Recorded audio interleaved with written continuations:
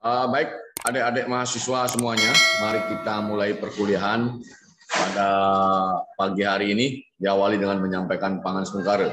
Om Swastiastu. Assalamualaikum warahmatullahi wabarakatuh. Salam sejahtera untuk kita semua. Salam Namo Buddhaya. Pada minggu lalu kita sudah bicara tentang proses seleksi SDM di sektor publik. Pada pagi hari ini kita akan berbicara tentang pengembangan SDM sektor publik. Pada pertemuan terdahulu, Pak Agus sudah men-stressing bahwa kalian semua jangan sampai terkecoh atau bingung dengan narasi atau diksi atau terminologi MSDM sektor publik dengan PSDM sektor publik. Pada pertemuan di awal Pak Agus ingat, Pak Agus mengatakan bahwa MSDM itu rumahnya, kemudian PSDM itu ada di dalamnya. Jadi PSDM sebenarnya merupakan bagian dari MSDM sektor publik. PSDM sektor publik merupakan bagian dari manajemen sumber daya manusia sektor publik. Bisa dipahami? Adik-adik mahasiswa? Bisa dipahami? Nah, kemudian sebelum kita masuk ke PSDM, sebelum kita masuk ke pengembangan sumber daya manusia sektor publik, kita kembali lagi mereview beberapa saat saja pertemuan kita terdahulu. Jadi pada pertemuan terdahulu kita bicara tentang proses kendala seleksi SDM, kemudian faktor penempatan SDM, serta manfaat orientasi SDM. Jadi ketika kita berbicara seleksi SDM, itu dia harus memiliki orientasi atau tujuan. Jadi definisi manfaat SDM sudah kalian bisa baca nanti. Faktor penempatan SDM akan kalian dibaca di PowerPoint yang ada. Kemudian yang tidak kalah pentingnya, jadi faktor-faktor yang mempengaruhi penempatan SDM juga perlu kita stressing. Jadi ada 8 faktor-faktor yang berpengaruh terhadap penempatan SDM. Pertama, pertumbuhan organisasi atau institusi, kemudian latar belakang pendidikan atau background bahasanya, kemudian kesehatan fisik dan mental, ini nanti akan diulas di PSDM, kemudian pengalaman kerja juga penting berkaitan dengan faktor yang mempengaruhi penempatan SDM, kemudian faktor status perkawinan juga mempengaruhi ini, meskipun ada bahasanya memberikan perlakuan yang sama, tetapi pada job-job tertentu memang membutuhkan psikis, kejiwaan yang bagus. Kemudian sikap, kemudian usia, dan yang terakhir adalah prinsip-prinsip penempatan kerja. Jadi prinsip-prinsip fundamental yang esensi sekali, core intinya itu, yang harus kalian ingat adalah the right man on the right place. Menempatkan orang pada tempatnya yang benar, pada background-nya, pada latar pendidikannya yang pas atau tepat. Nah, ini yang perlu kalian semua stressing. Nah, pada pertemuan pagi hari ini, kita akan berbicara tentang pengembangan SDM sektor publik. Jadi dia ini merupakan bagian dari MSDM sektor publik. Jadi kata kuncinya adalah pengembangan. Bagaimana mengembangkan personality itu. Nah, itu sebenarnya cara berpikirnya yang perlu kalian cermati. Jadi bagaimana kita mengembangkan manusia, bagaimana kita mengembangkan pribadi. Itu sebenarnya kata kunci pengembangan SDM sektor publik. Nah, silakan dibaca di slide. Nah, kemudian berikutnya, bagaimana sih kerangka konsepnya agar Anda tidak perlu menghafal, sehingga Anda memahami, Anda mengerti, jadi tidak perlu bahasanya menghafal itu. Seperti bahasa Pak Agus sebelumnya, jadi PSDM ini merupakan bagian daripada MSDM sektor publik. PSDM sektor publik merupakan bagian dari MSDM sektor publik. Nah, jadi kerangka konsepnya seperti apa? Jadi Anda melihat manusia, sosok manusia itu. Ada bagian kepala, badan, kemudian kaki, kedua tangannya. Silahkan dilihat di slide. Jadi ketika kita berbicara konsep PSDM ini, ada beberapa aspek yang perlu kalian ingat. Jadi ketika kita berbicara kepala, ini kepala di bagian kanan slide, silahkan dilihat. Itu ada IQ dan EQ. IQ, intelligence quotient. Jadi kecerdasan apa namanya ini, kecerdasan intelektual. Kemudian ada EQ, emotional quotient. Ini kecerdasan emosional. Bahasanya itu kreativitas. Nah, SQ itu sebenarnya SQ itu tempatnya di mana? Di hati. Di hati kita. Anda tahu posisi hati di badan Anda itu? Tahu ya? Jadi SQ itu timbangan terakhirnya itu di hati dia sebenarnya. Nah, makanya di gambar kanan ini ada IQ, SQ, sama EQ. Nah, ini kita melihat kepala saja, kepala manusia saja. Kemudian bagaimana ketika kita melihat satu badan manusia? Tolong kalian semua dicermati. Jadi ketika kita berbicara konsep bagaimana mengembangkan manusia, bagaimana mengembangkan seseorang, bagaimana mengembangkan pegawai, bagaimana mengembangkan karyawan. Ada 5 hal atau 5 aspek yang perlu kalian perhatikan. Atau perspektifnya itu ada 5. Yang pertama, perspektif personalitinya itu apa? Jadi yang mau Anda kembangkan itu apa? SQ-nya, atau IQ-nya, atau EQ-nya, atau PQ. Nah, ini PQ ini physical quotient. Badannya itu sehat nggak dia? Gitu loh. Kemudian sekarang ada fenomena, kemarin ada pertanyaan difabel. Kelompok difabel bagaimana? Ya, karena ada hak asasi manusia, kelompok difabel diberikan ruang bekerja di sektor formal. Ya boleh-boleh saja, tapi sepanjang dia sektor formal tempat dia ditempatkan itu representatif, the right man on the right place. Ya. Nah, kemudian ini physical, kemudian ada social question. Ini social question sudah berada di luar dia, di luar sebuah personality itu. Nah, itu akan ditunjukkan dengan bagaimana dasar SQ, IQ, EQ, dan PQ yang dimiliki oleh seseorang. Nah, kembali ke konsep pengembangan SDM sektor publik ini, Anda harus melihat aspek mana, dimensi mana yang akan Anda kembangkan. Bisa dipahami? Adik-adik? Bisa dipahami? Bisa. Oke. Kemudian ketika kita beranjak ke perspektif jenis program, ketika kita berbicara pengembangan SDM, apa saja program pengembangan SDM? Ada mutasi yang pertama, kemudian ada promosi, kemudian ada pengawasan, kemudian ada pemberdayaan yang keempat, kemudian ada motivasi kerja, kemudian ada pembinaan karir, kemudian ada assessment center, itu pendekatan penilaian, pengukuran, atau assessment center bahasanya, kemudian ada gugus kendali mutu, GKM. Nah, ini perspektif jenis program yang bisa dilakukan untuk mengembangkan SDM. Kemudian metode programnya seperti apa? Itu ada 3 metode untuk mengembangkan manusia itu. Pendidikan, kemudian yang kedua pelatihan, kemudian kolaborasi antara pendidikan dan pelatihan. Itu namanya diklat. Ini ada perbedaan antara pendidikan dengan pelatihan, itu ada perbedaan mendasar. Sebenarnya kalau kita mau merunut secara sederhana, kalau pendidikan itu sebenarnya lebih condong menguatkan IQ-nya, sementara pelatihan itu lebih condong untuk menguatkan EQ-nya. Kemudian kalau pendidikan dan pelatihan berarti keduanya dikembangkan, tidak hanya IQ tetapi juga EQ. Bisa dipahami? Bisa dipahami? Bisa, Pak. Oke. Kemudian perspektif inisiatif program. Jadi ketika kita berbicara pengembangan SDM, katakanlah Pak Agus misalnya. Pak Agus sebagai pegawai pemerintah, dosen pemerintah, bisa mengembangkan diri dengan mengikuti program yang dibuat oleh pemerintah. Itu namanya jalur formal, perspektif formal. Tetapi ketika Pak Agus kuliah dengan biaya sendiri atau mengikuti short course dengan biaya sendiri, Pak Agus mencari tempat sendiri, minta izin ke lembaga, itu jalur informal sebenarnya. Demikian pula Anda misalnya, Anda menjadi PNS misalnya. Kemudian Anda setelah lulus S1 ini jadi PNS. Anda ingin mengembangkan diri Anda. Anda mengeluarkan uang sendiri untuk melanjutkan studi S2.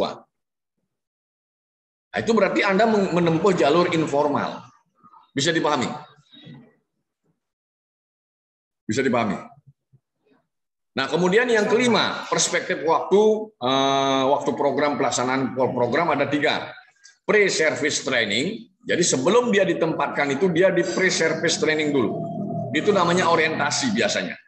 Kemudian in-service training. Itu pada saat dia diangkat jadi pegawai, dia langsung di training.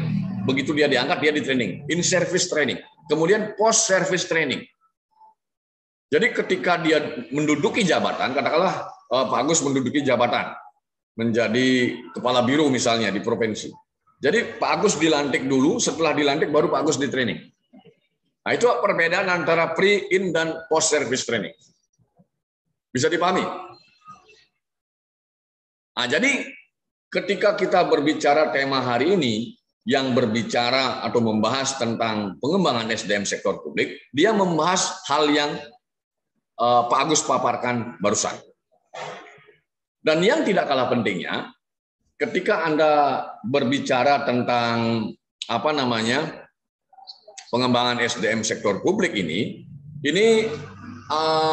ada aspek yang sangat krusial dan perlu kalian cermati bersama, bahwasanya ketika kita berbicara pengembangan SDM itu, personality manusia, meskipun dia SQ-nya bagus, IQ-nya bagus, kemudian EQ-nya bagus, kemudian PQ-nya bagus, kemudian SOQ-nya bagus, tetapi dia belum terbukti hebat ketika practical intelligence-nya ini belum bisa dilihat. Apa yang dia praktekkan? Karya nyata apa yang dia buat? Ini namanya ada aspek di luar diri manusia itu yang merupakan akumulasi kemampuan dia, namanya practical intelligence. Kecerdasan praktek. Bisa dipahami? Bisa dipahami adik-adik? Nah, ini yang Pak Agus harapkan dari kalian semua untuk menguatkan 6 komponen ini. 6 aspek-aspek ini. SQ, IQ, EQ, PQ, SOQ, dan PTQ. Bisa dipahami? Sampai di sini dari kalian ada yang bertanya mungkin? Silakan. Belum ada? Belum, Pak. Oke, bagus, lanjutkan saja. Bagus, lanjutkan. Nah, ini ada beberapa ruang lingkup yang perlu kalian cermati dan pelajari nanti di rumah pada saat kalian belajar. Jadi ruang lingkup PSDM itu bagaimana? Pentingnya PSDM sudah kita bahas sebelumnya, definisi PSDM juga sudah Pak Agus bahas pada pertemuan awal. Tujuan PSDM ada 15 komponen, nanti silahkan kalian baca. Kita lanjutkan ke slide berikutnya. Pengertian PSDM, ya silahkan nanti bisa kalian baca, tapi perlu kita narasikan. Jadi kajian PSDM menggabungkan beberapa ilmu, seperti psikologi, organisasi, sosiologi, dan manajemen. Jadi PSDM suatu ilmu atau cara bagaimana mengatur sumber daya yang dimiliki oleh yang dimiliki individu dapat digunakan secara maksimal sehingga tujuan organisasi dan tujuan dirinya sendiri itu bisa tercapai. Karena setiap pegawai atau karyawan juga butuh sejahtera. Jadi dia bisa sejahtera, tujuan organisasinya juga bagus. Itu pengertian PSDM. Kemudian kita simak bagaimana, apa pentingnya PSDM. Jadi PSDM faktor sentral dia dalam suatu organisasi. Apapun bentuk serta tujuan organisasi dibuat berdasarkan visi untuk kepentingan manusia dan dalam pelaksanaan misinya dikelola dan diurus oleh manusia. Jadi manusia, SDM, merupakan faktor strategis dalam semua kegiatan institusi. Bisa dipahami? Oke, kita lanjutkan. Ruang lingkup PSDM, silakan kalian baca di slide-nya nanti. Kemudian tujuan PSDM, pengembangan sumber daya manusia. Ada tujuan untuk organisasi, ada tujuan untuk pegawai atau karyawan, ada tujuan juga untuk masyarakat. Ya, jadi kalau tujuan bagi organisasi, tentunya apa yang menjadi visi misi organisasi bisa diwujudkan. Pengembangan SDM. Kemudian tujuan untuk pegawainya. Jadi tentunya menumbuhkan, mewujudkan iklim kinerja yang bagus, iklim kinerja yang kompetitif. Sehingga di titik ini, apa yang menjadi keinginan pegawai bisa dipenuhi juga, terutama masalah salary-nya, take home pay-nya, penghasilannya, kebahagiaan pegawai, kesejahteraan pegawai. Itu tujuan kita melakukan PSDM. Sehingga di titik ini aspek gaji penghasilan harus diperhatikan. Tidak pukul rata. Ada standar kinerja. Ada tunjangan perbaikan penghasilan. Ada stimulus bagi yang berkinerja bagus. Nah, itu bagi pegawai atau karyawan. Kemudian bagi masyarakat apa tujuan PSDM? Ketika PSDM yang notabene dibungkus oleh MSDM, dilakukan dengan sangat hati-hati, dilakukan dengan penuh kesungguhan, dan mengikuti asas-asasnya, prinsip-prinsipnya, maka iklim organisasi bisa akan menjadi bagus. Sehingga kinerja organisasi bagus, kinerja pegawai bagus, yang muaranya nanti bagi masyarakat, apa yang menjadi kebutuhan untuk dilayani bagi masyarakat, bisa memuaskan masyarakat. Bisa dipahami? Oke. Sampai di sini, ada yang ingin kalian tanyakan? Silakan. Silakan. Sudah banyak diulas. Singkat, padat. Belum ada? Kalau belum ada, Pak Gus lanjutkan. Ya. Nah, ketika kita berbicara pengembangan SDM, berbicara institusi, berbicara organisasi, awalannya itu, permulaannya itu kita harus bertolak dari database. Dalam hal ini adalah database SDM. Jadi kalau database SDM ini perlu dicermati. Apakah data kita itu sudah valid? Jadi apa saja? Pertanyaannya, apa saja data yang dibutuhkan oleh organisasi, institusi? Kemudian, kapan dilakukan pendataan? Kapan digunakan data? Kapan dilakukan updating data? Nah, ini silakan. Ketika kita berbicara pengembangan SDM, silakan prinsip-prinsip ini, hal-hal ini diperhatikan. Kemudian di mana pendataannya? Kemudian mengapa perlu pendataan? Kemudian siapa yang melakukan pendataan SDM? Kemudian yang terakhir, bagaimana melakukan pendataan, bagaimana menggunakan data, bagaimana pembiayaan database tentang SDM. Nah, ini perlu diperhatikan karena secara nasional kita masih perlu mempertanyakan database SDM kita. Baik itu SDM sektor publik maupun SDM kita secara menyeluruh. Contoh misalnya data kependudukan kita sampai hari ini masih pro kontra. Benar salah, valid tidak. Itu masih menjadi pertanyaan besar sampai hari ini berkaitan dengan database kita itu. Kalau awalannya saja bias, tidak benar, tidak pas, bagaimana mungkin kita akan membuat sebuah perencanaan untuk mencapai tujuan institusi kita? Ya apa ya? Ya apa ya? Adik-adik. Halo? Ya. Jadi nanti ketika Anda mau diajak sama dosen untuk melakukan penelitian, yang perlu Anda cermati sumber data. Anda mencari data ke lapangan. Apakah data yang sumber data itu bisa dipertanggungjawabkan? Enggak? Kita harus hati-hati dengan validasi data itu, validitas data itu. Data apapun itu, termasuk data SDM. Nanti Anda akan buat skripsi pasti nyari data ke lapangan. Yang perlu menjadi pertanyaan, data yang Anda dapatkan itu sumbernya itu bisa dipertanggungjawabkan. Bisa dipahami? Bisa dipahami? Adik-adik. Oke, sampai di sini saya rasa harus ada yang bertanya. Silakan, ada yang bertanya? Saya, Pak. Ya, namamu, mahasiswa. Baik, perkenalkan nama saya Sepiat Yani, NPM belakang 062. Ya. Nah, terkait pengembangan sumber daya manusia ini kan bagian dari manajemennya, Pak ya. Ya, ya. Kalau boleh saya tahu sebenarnya tolak ukur keberhasilan dari pengembangan sumber daya manusia itu bisa dilihat atau kita ketahui dari sudut mana ya, Pak? Oke, pertanyaanmu bagus. Ada lagi?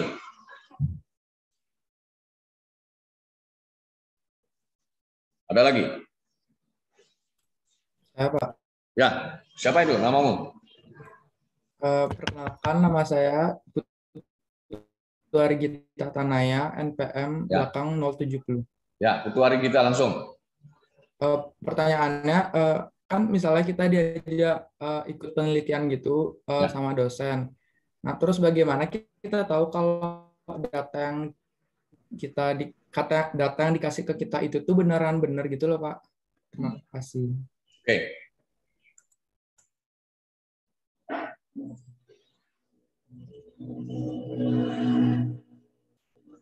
Oke, dua dulu ya. Jadi ada dua pertanyaan dari rekan-rekan Anda, satu dari Sepia yang bertanya apa sih tolok ukur, apa yang bisa dilihat, apa tolok ukur SDM itu bagus?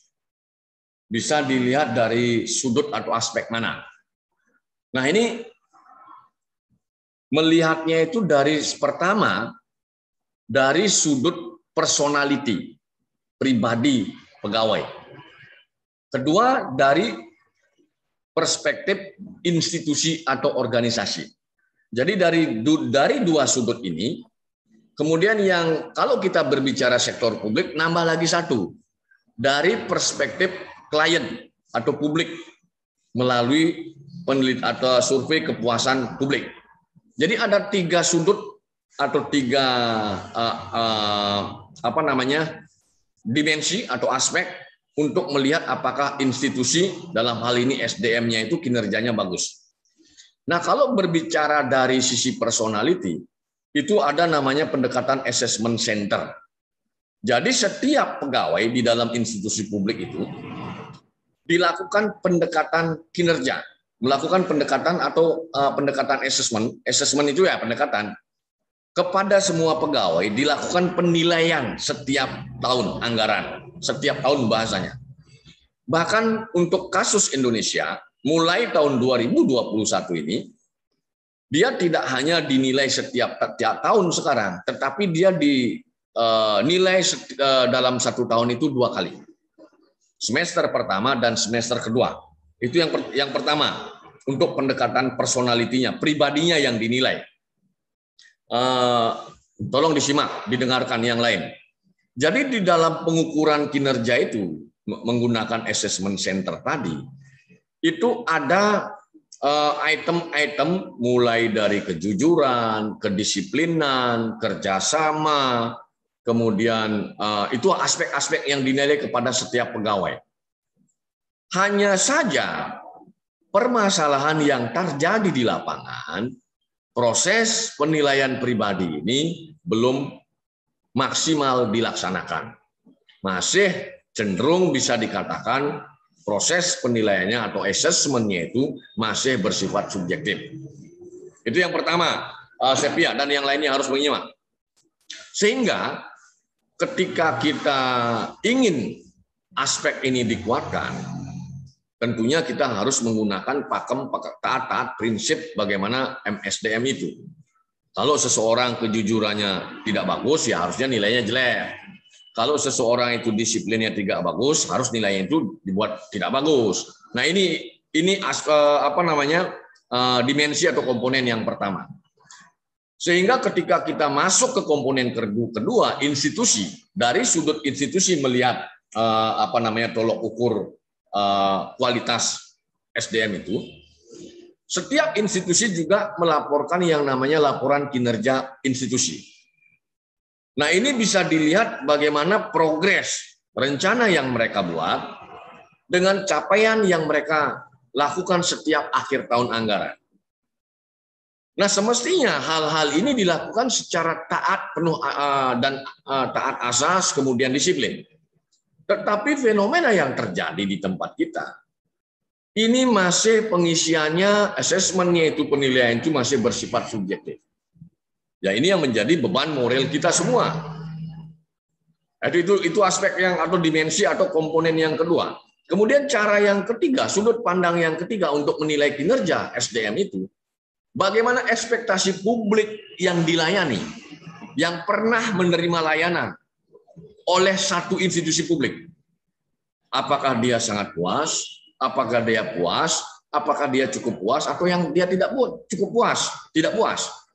Kalau dia kecenderungan dari 100 orang yang klien masuk ke kantor pemerintah itu, dari 100 orang itu katakanlah 60% lebih mengatakan tidak puas, berarti kinerja personal yang ada di sana, kinerja institusi yang ada di sana bisa dikatakan kurang baik.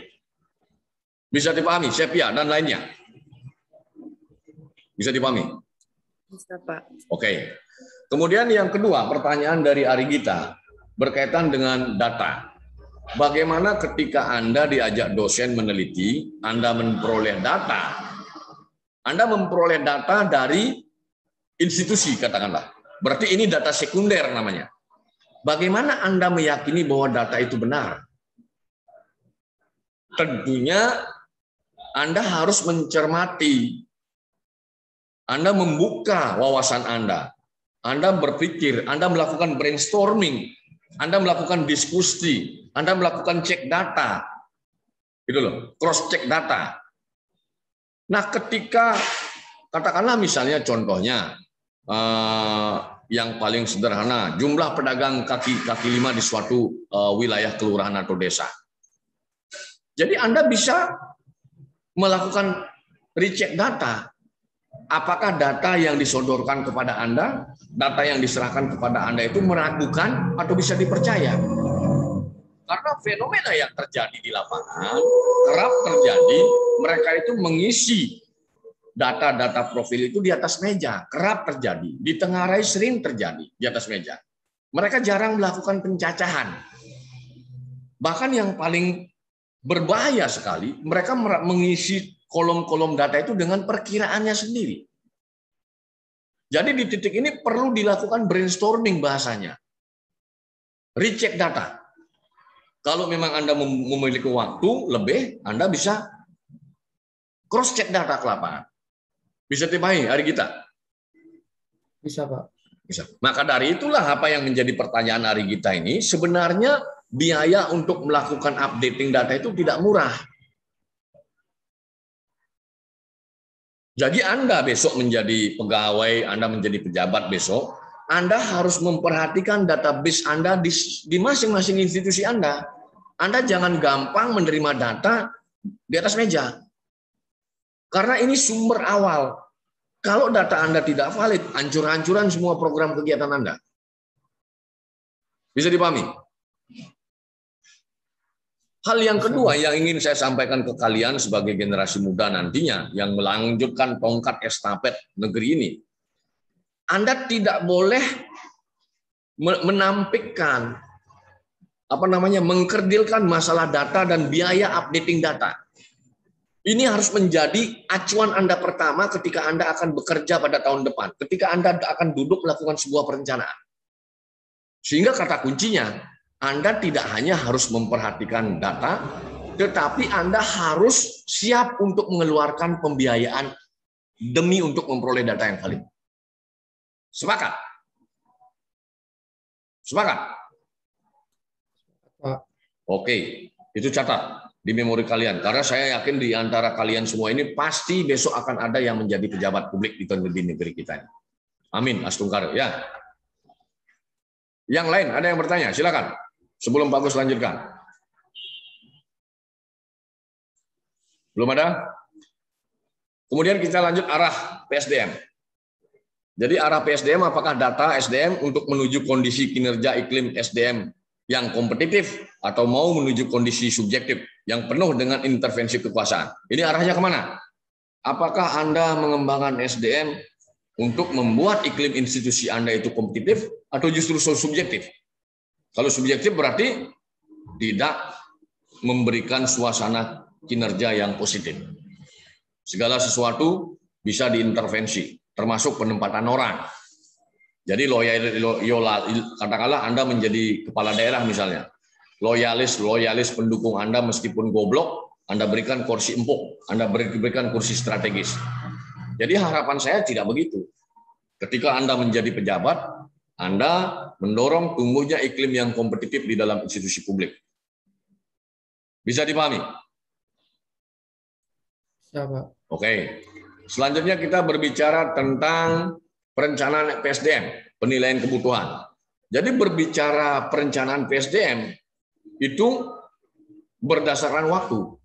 Untuk waktu 1 tahun, untuk waktu 5 tahun, untuk 10 tahun, untuk 20 tahun, atau untuk 30 tahun. Jadi karena SDM ini memegang peranan kunci dalam semua institusi atau organisasi.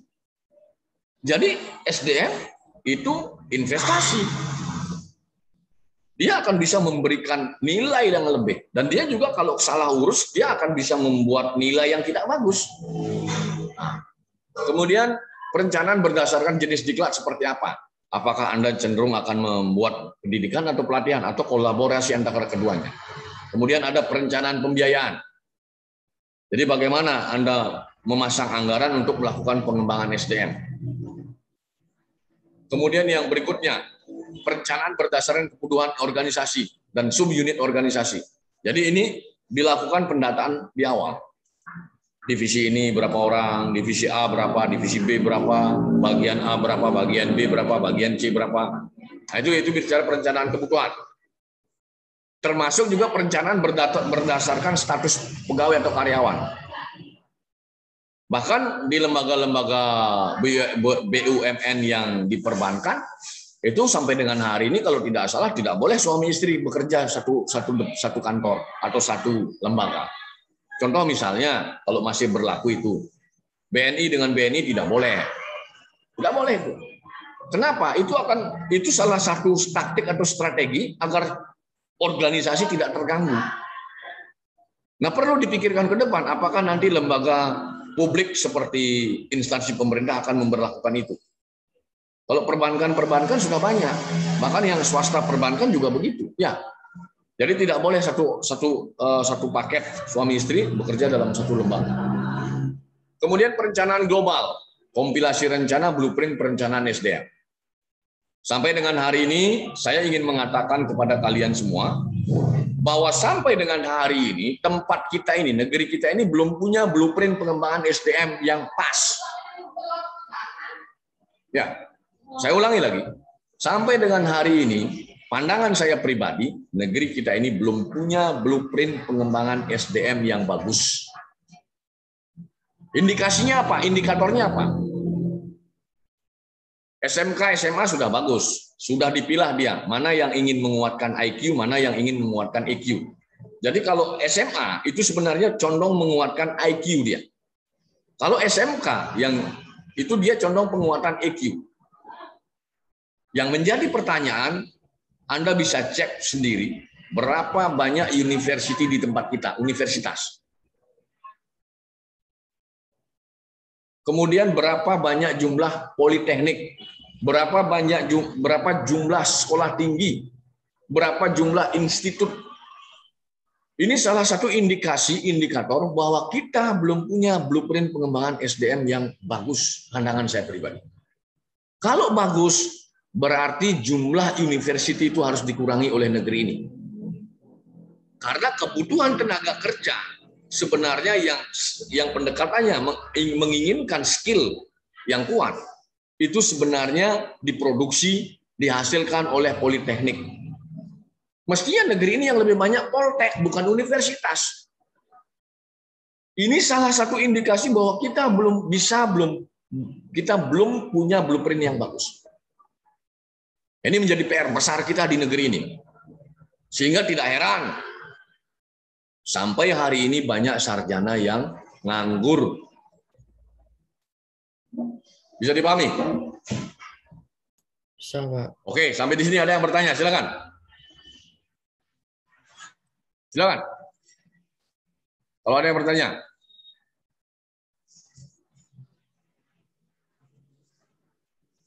Belum ada?